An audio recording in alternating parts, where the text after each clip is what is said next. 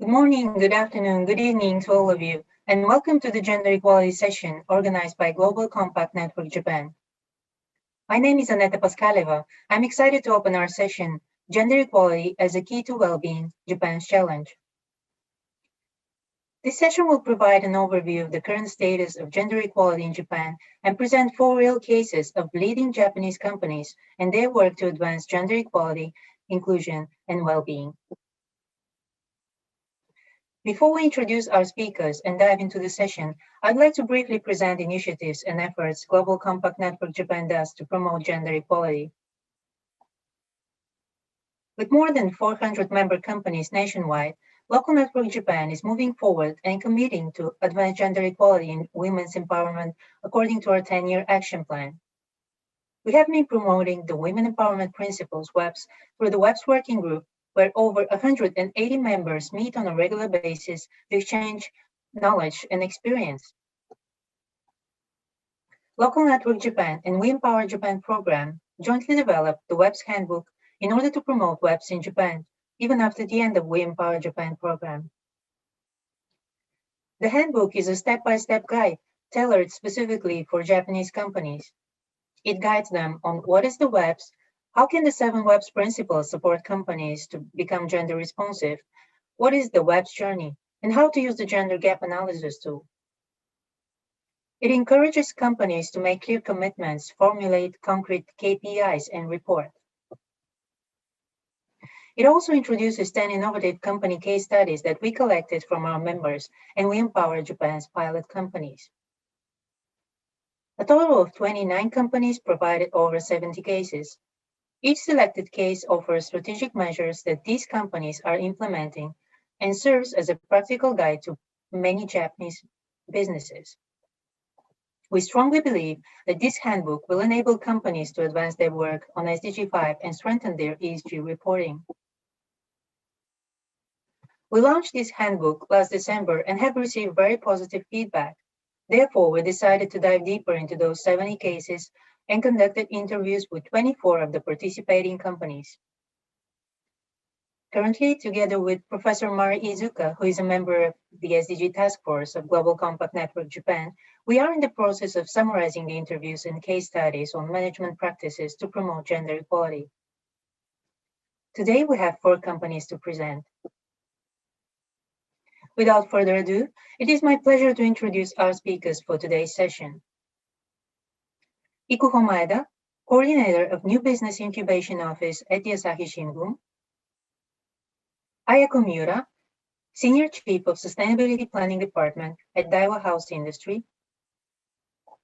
Kazuki Minami, Corporate Officer and General Manager of Human Resources Division at Ezaki Glico. Jun Taneye, Senior Vice President of Group Diversity and Inclusion Promotion at ANA Holdings and Senior Vice President of Diversity and Inclusion Promotion at All Nippon Airways. And Professor Mari Iizuka from the Graduate School of Business at Doshisha Business School, Japan, who will be the moderator of this session. Professor Iizuka, over to you. Hello, my name is Mari Iizuka. I'm a professor of Doshisha Business School.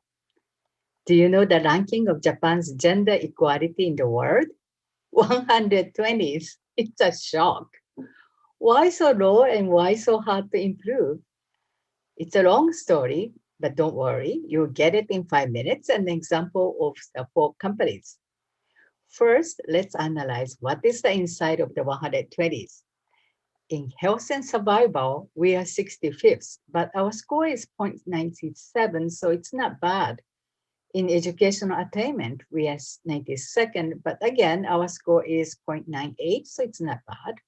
So in Japan, women are healthy and educated. Then what's wrong? Our economic participation and opportunity is bad.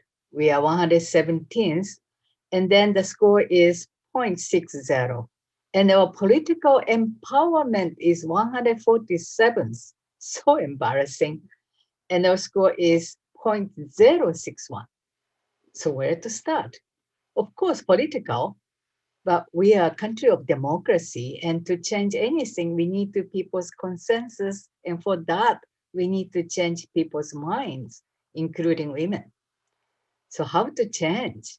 Economic sphere is a key. Japan is suffering because of aging and decrease in population, downtrend of economy and competitiveness, and overall, we are not happy. We are facing the issue of the Japan's system. Any system, there are subsystems which complementing each other. And please note, it's so difficult to change a part of one subsystem, such as gender equality. We need to change many other subsystems. Also, any system has ultimate goal implicitly agreed by the members, and the system becomes strong because there are past success. Now let's take a look of three subsystems Japan we like to talk: society, management of the firms, and the system of the family. The ultimate goal of the Japanese is, it is said, it is basically everybody survives harmoniously, because Japan is a country hit by the many and various natural disasters. So for that survival purpose, now on the society, corporation function as a social security system through providing long-term employment. For example, in Japan, the good CEOs are considered to the people who do not fire employees. The pay of the executives are relatively low to share to the employees, and the bank financing is prevalent so that corporations do not have to fire people even when the business is not so good. Management system is based on the long-term employment of male employees, and the job security is very high. The pay and promotion are based on seniority so that the family can grow, and to keep such rather inflexible system, women are used for adjustment. Men are expected to work for long hours. Meanwhile, women have a short-term career until getting married or having the baby so that they serve as a young, that's inexpensive, and adjustable workforce to keep the system. How about the family? Men provide finance and they work for long hours to support women take care of all the household matters. They have a time and authority to spend so that they're controlling the household finance. Please note, so in this system, to a certain extent, it is convenient for everybody, including women, because the men get the respect, women get the financial control. Because it is convenient for everyone, the system is enforced, and then eventually very strong unconscious bias towards gender laws are created. Then the bias reinforces systems, so it's very difficult to change. In summary, subsystems are convenient for all, and then because of convenience, it reinforces the subsystems, and then those subsystems reinforce unconscious biases, and then the subsystems and conscious biases further strengthened. Sadly, however, eventually the time comes when the economy doesn't go well. Men feel pressure of overwork and over expectations, but women are hesitant to be mainstream. At the end, families cannot have children in such a system. The population and then the dynamism of society suffers. So we have a shrinking and aging population. Now we are trying to find a way to move to a new system. Gender equality is actually one of the key actions. For Japan, gender equality is not just a measure for poor women, but rather it is how we empower the society as a whole. You will see some statistical videos, and then after that, you hear 4 good presentations. And then I hope you can learn how we are trying to move into the new system for the well-being. Please enjoy.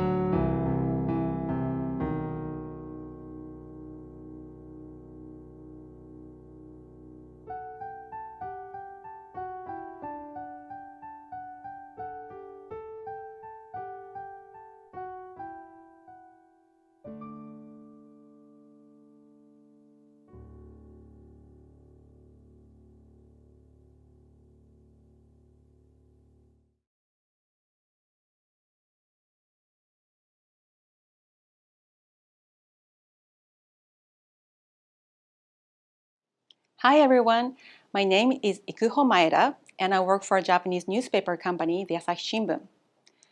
It's such an honor to share with you our initiatives on pursuing gender equality through our coverage and in our workplace. Before starting my presentation, let me introduce you to our newspaper. We have been publishing daily paper since 1879, and we are one of the first media companies in Japan to join the United Nations Global Compact. Our circulation of the printed edition is about 5 million nationwide, and our online version has about 200 million views per month. We're pretty much a male-dominated company. Of our 4,350 employees, the ratio of male workers to female workers is roughly 8:2. Only about 13% of women are in managing positions. So let me start off from here. Do you remember this news which came out in February? Do you recognize this man? Yes, he's Mr. Yoshiro Mori. He was the former head of the Tokyo Olympics and he made a sexist remark which provoked a global outrage. He said in an online meeting of the Japan Olympic Committee Council that women are competitive and talk too much. So the meetings with many women tend to prolong. Some attendees from the JOC were laughing at his comments. Our staff writers from the sport news section were there at the meeting, and they knew instantly that this remark was just so wrong in so many ways. They were among the first to report this news, which provoked a storm of criticism, not only among citizens worldwide, but also from the IOC and the Olympic sponsor companies as well, which led to Mr. Mori's resignation. I feel that this incident had a huge impact on our society, building awareness on gender issues, and that this kind of sexist remark is no longer tolerated. So, why did our writers respond so quickly? Here is my interpretation. Back in 2016, Japan ranked 111th out of 144 countries surveyed in the Global Gender Gap Report put out by the World Economic Forum. 111th place is, of course, the worst among the major 7 advanced countries. Although the Japanese government at that time was promoting a policy to increase women's participation and advancement in society, the report pointed out women's participation in economic and political fields remained too low. This was a huge shock to many of our writers. Soon after, a team of volunteers was formed to discuss what the media could do to improve this situation. From February 2017, they started a campaign to bring sexism and gender disparity issues in our society to light. The campaign was named Dear Girls. The team vigorously interviewed many influential people, from celebrities to athletes, and wrote encouraging articles to our female readers, as well as to raise awareness on gender issues among the society, including the male readers. On International Women's Day, the March 8th, our morning edition was filled with news on empowering women. We posted a contribution from the United Nations Secretary General, Mr. Guterres, on our front page. From there, we have continued our campaign every year. Each year, new writers joined, some voluntarily and others by request. To be honest, it was not easy along the way.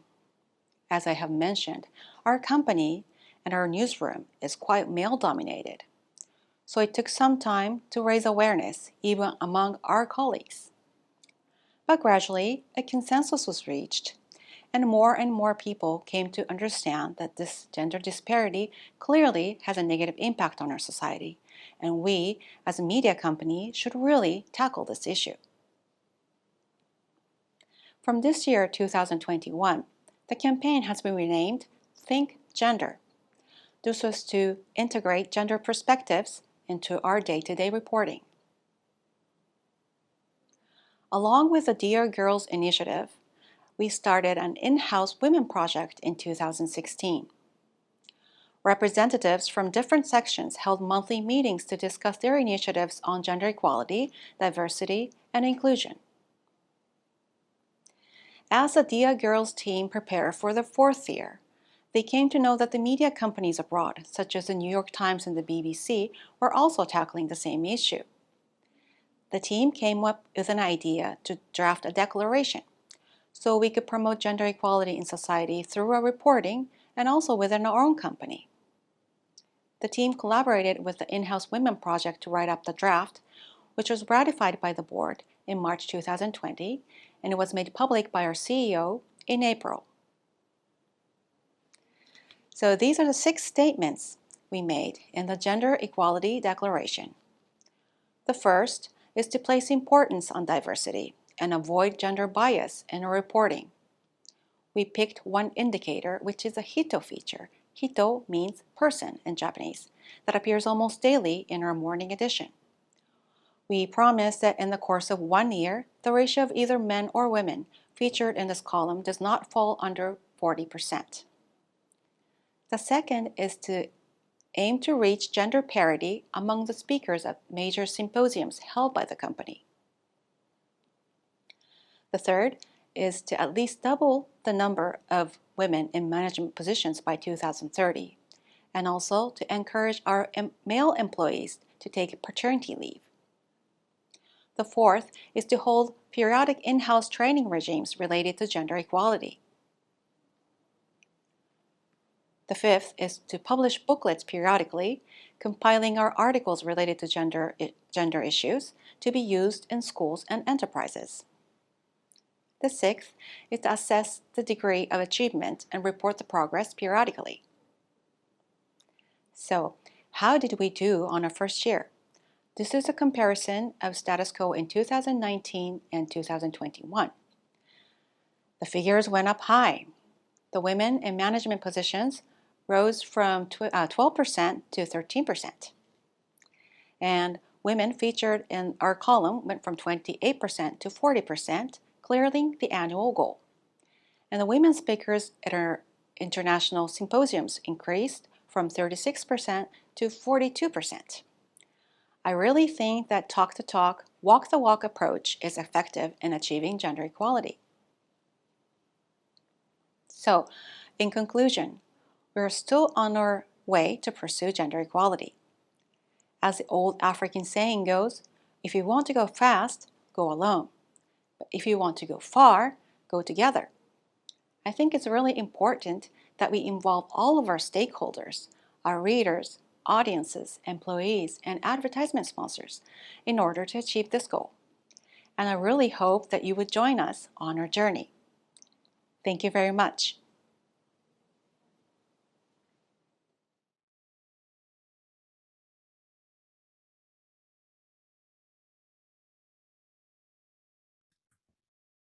Thank you for having me here today. It's a great pleasure to speak to you. I appreciate this opportunity. I'm Ayako Miura from Daiwa House. First, let me introduce Daiwa House. Our company was founded in 1955. Our main business is real estate and construction. We have more than 40,000 employees around the world. In 2018, our product, named Kajishare House, received recognition as a notable product for gender equality. The concept of this house is to reduce working wives' housework burdens by sharing chores with their families. How is housework related to gender equality? According to our research conducted in 2017, more than 50% of working wives think that they are doing more than 90% of the housework by themselves. There is a perception gap between husbands and wives about this, but more than 70% of the working husbands admit that their wives are doing more than 70% of the housework. So our product, Kajishare House, is a kind of a solution to this imbalance. This product was developed from our female workers' ideas. This is a good example of how gender diversity is good for companies.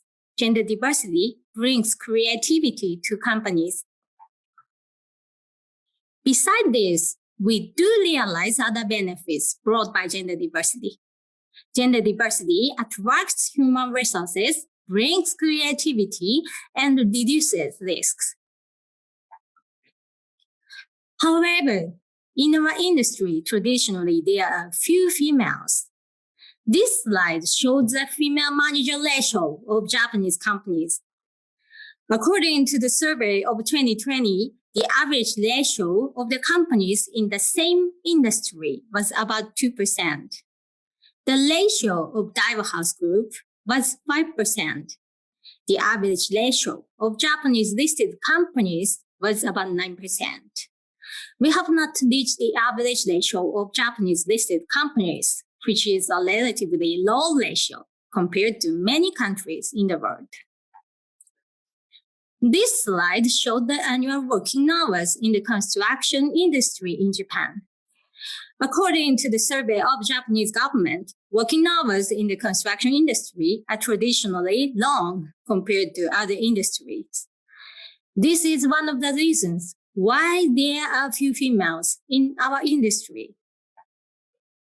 In 2005, our working team realized that there was a negative cycle of having women as a minority. At the time, many female workers quit their jobs after getting married. Furthermore, when they faced problems at work, there were mostly no other females to consult with. And from this point, our approach to gender diversity has started. We attempted to break this negative cycle in 3 ways. Increase the number of women, improve the environment to make it easier for women to continue working, and empower women. From the next slide, I will show you our approach. Firstly, I will introduce our evaluation system. To increase the number of women, we made changes to the evaluation system. In Daiwa House, we assess a diversity score for each branch office.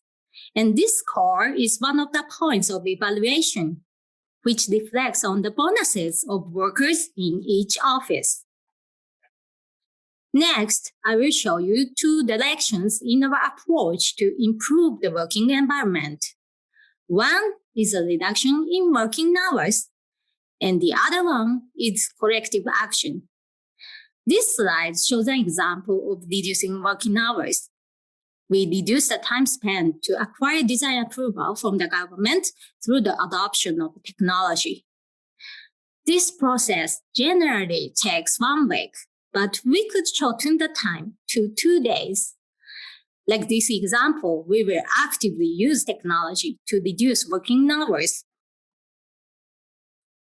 Secondly, let me introduce our efforts at corrective action to improve the working environment for women.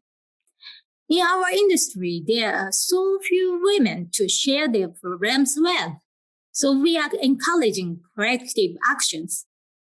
This slide shows the example of the corrective action of a women working group of Japanese home builder for female engineers, named Jutaku Komachi. The current leader of this working group works for Daiwa House. The group's activities include presentation of academic research papers, career education for students, cooperation with manufacturers to develop inclusive products like lightweight helmet.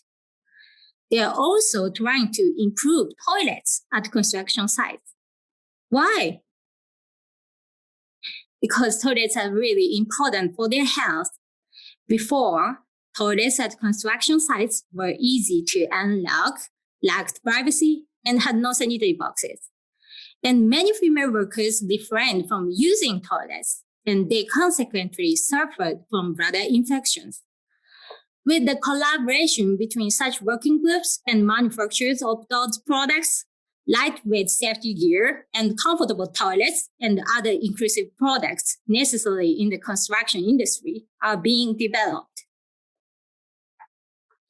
Finally, I will introduce one of our approaches to empower women. We are expanding working options through the implementation of telework and flex time. The feature of our flex time system is that there are no core hours. Each employee can choose their working hours according to their needs.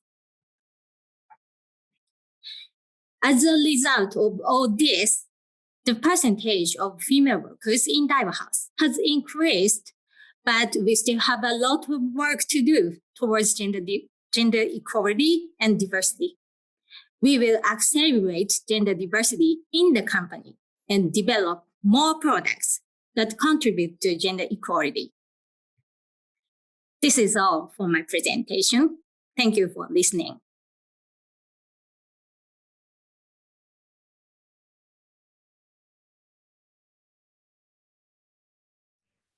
Hello, everyone. I'm Kazuki Minami, General Manager of the Human Resources at Ezaki Glico. Thank you for inviting me here. Today, I would like to share with you our challenge to change the way of parenting, which is one of the challenges of gender gap as well.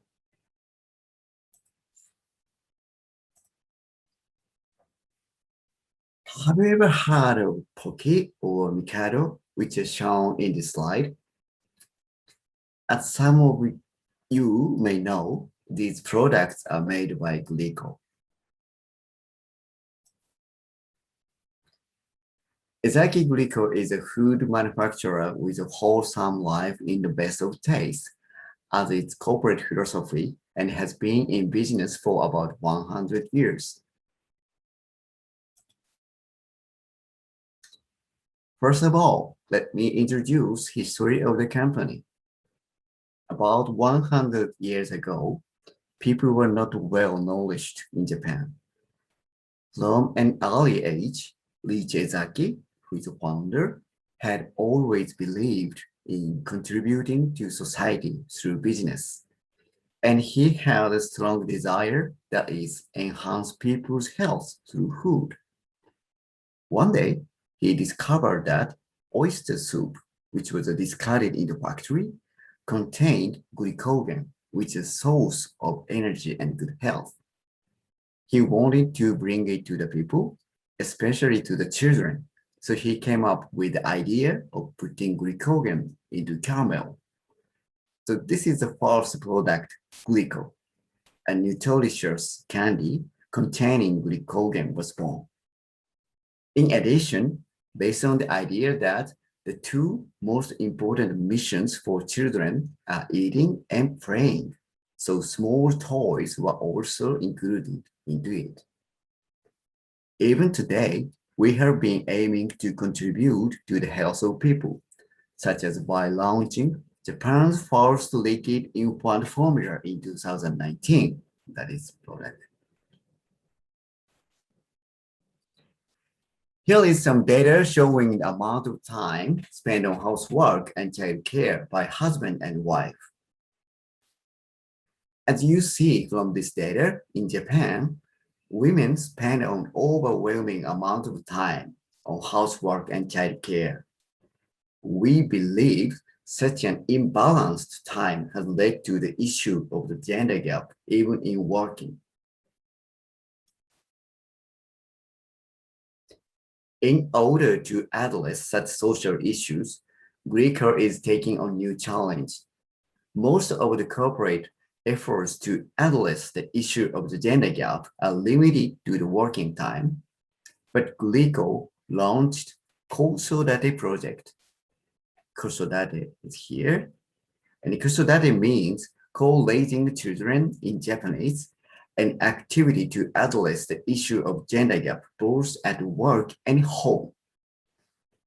Kosodate is a word came from the 3 COs: communication, cooperation, and co-parenting. Through the Kosodate project, we intend to support the healthy growth of children in the future community without a gender gap.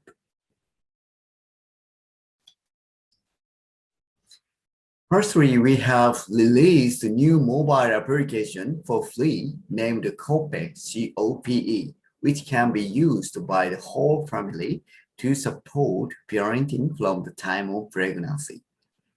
Please take a look at the introductory video of this application.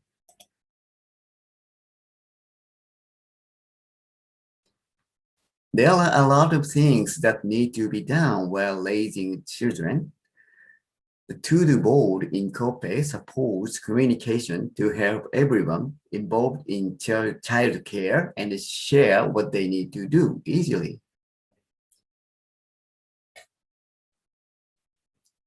In addition, there are various useful articles for child care that are supervised by doctors in this application.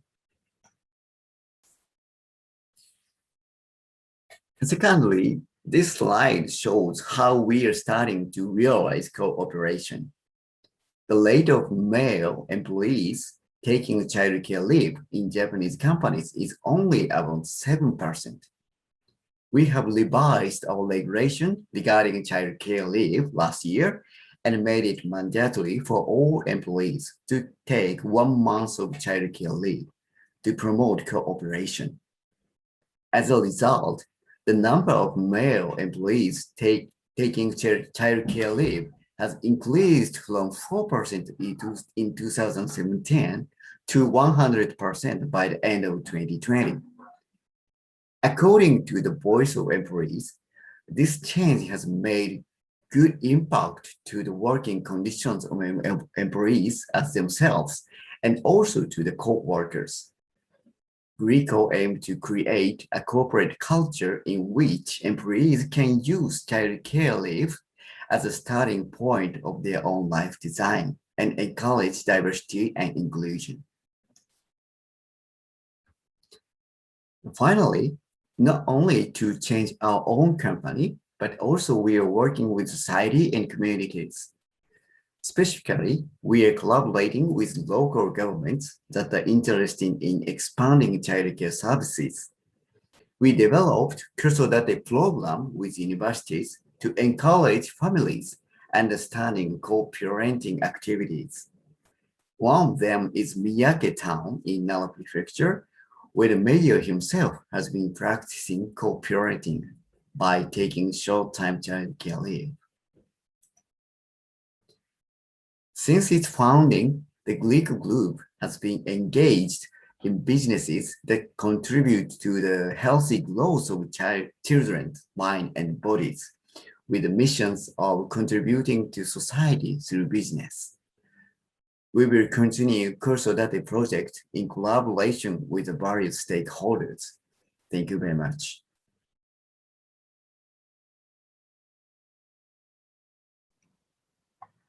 Today, I'm delighted to share ANA's initiatives regarding diversity and inclusion in Japan, where the global gender gap ranking has been around 120 for the last several years.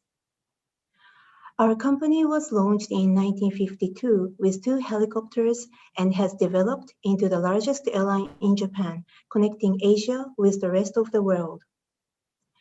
D&I promotion is critical for us since our business is organized with many group companies, various departments, and experts.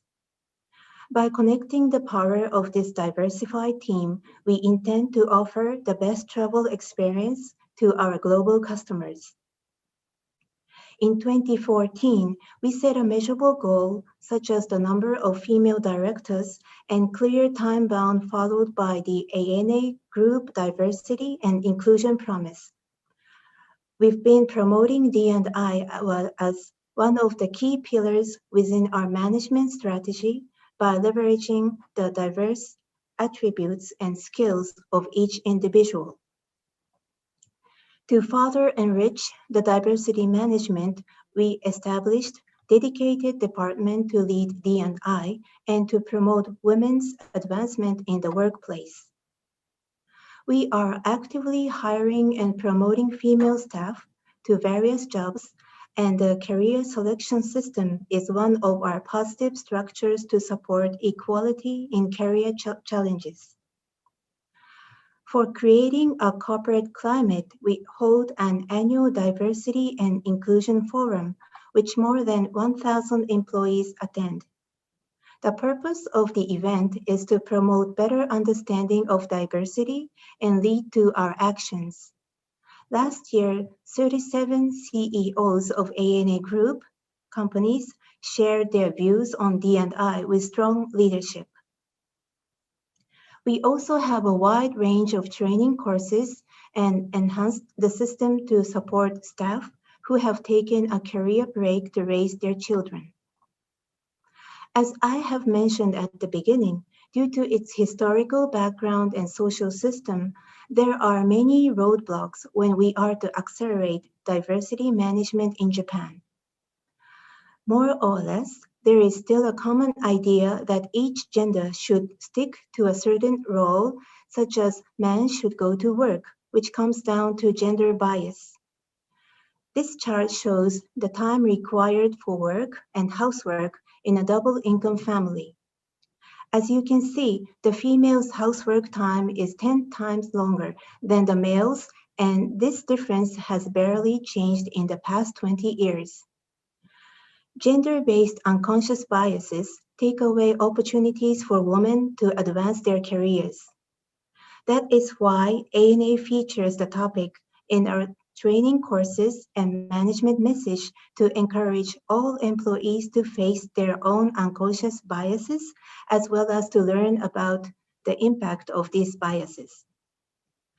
Next, let me introduce the changes we are facing under the COVID-19 pandemic.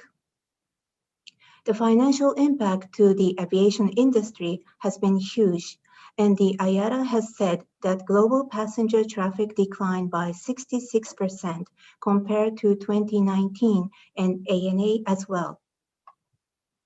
Travel restrictions and the substantial fall in passenger demand have forced us to reduce our capacity. However, this situation does not mean ANA should halt our diversity management, but rather we should further bolster our efforts to enhance employee engagement for the future growth. Environmental changes caused by COVID-19 are bringing us a new work style, regardless of gender. Approximately 60% of our indirect department staff work remotely. And a new system has been established which allows employees to take shorter working hours or long leaves more easily. In this way, we are changing our work style, which has less restrictions of location or working hours. This change has enabled male workers to spend more time outside the office and to share household work with their partners. This would be a great opportunity for Japanese to change their mindset regarding housework and career plans for females. Furthermore, although it is reported that COVID-19 has a negative impact on employment more on females, ANA strives to secure jobs. To offset the reduction in operations responding to the pandemic, we have seconded more than 700 employees to companies outside our group. We expect these staff who experience different industries will accelerate our D&I development after returning to ANA. In addition, our management is sending out more messages to improve employee engagement. Last year, we held 1,700 meetings and around 32,000 staff communicated and exchanged opinions with our management team.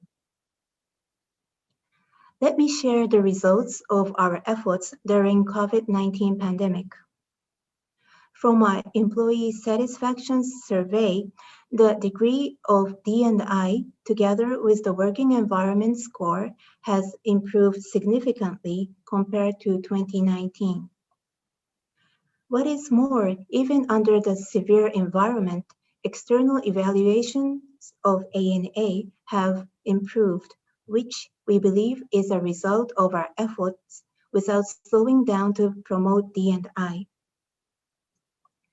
Through mutual communications, we are creating new values, products, and services that have ever existed before the pandemic, such as the sales of in-flight meals, A380 charter flights, restaurants, and even weddings on grounded aircraft.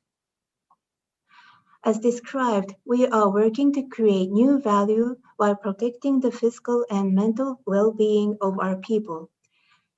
ANA will continue to foster D&I to improve engagement with employees, drive innovation, and contribute to create a better society.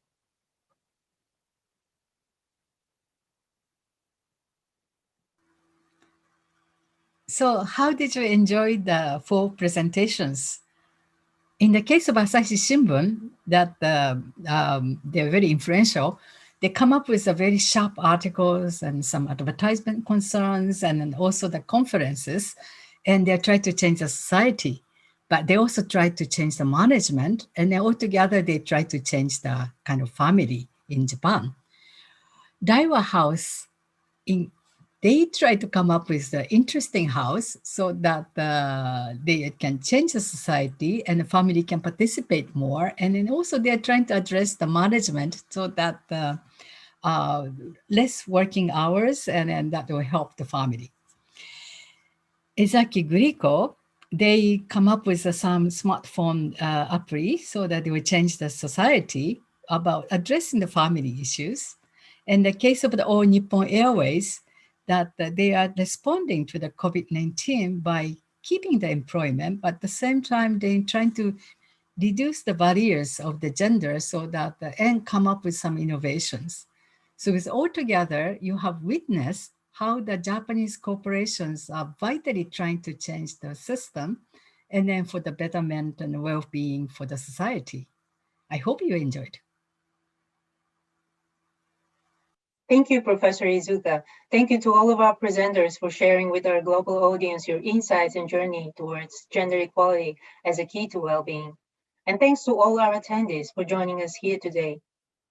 We hope the information and cases presented by our speakers have inspired ideas for people to take away from this session. Thank you all so much.